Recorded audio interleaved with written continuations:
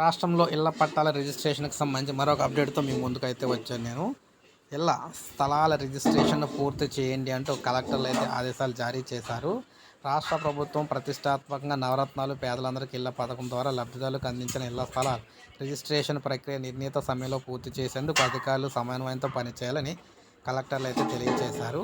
ముఖ్యంగా చూసుకున్నట్లయితే కలెక్టర్లు ఆయా తహసీల్దార్లు ఎంపీడీఓలతో వీడియో కాన్ఫరెన్స్లు అయితే పెడుతూ ఉన్నారన్నమాట. పెట్టి జాయింట్ సబ్ రిజిస్టర్ వీఆర్ఓ తదితరులతో పటిష్ట సమన్వయంతో వ్యవహరిస్తూ లక్ష్యాలకు అనుగుణంగా ప్రక్రియ పూర్తి చేయాలని చెప్పడం అయితే జరిగింది.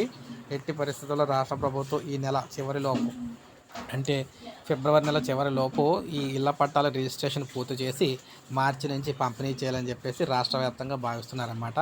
రిజిస్టర్ చేసిన డాక్యుమెంట్లు అయితే పంపిణీ చేస్తే ఎలక్షన్ ముందే ఇవైతే పంపిణీ చేయాలని చెప్పేసి భావించడంతో ఎలక్షన్స్లో ఉపయోగం అయితే ఉంటుంది కాబట్టి రిజిస్ట్రేషన్ పట్టాలు అయితే ఇవ్వడానికి సిద్ధం చేస్తున్నారు.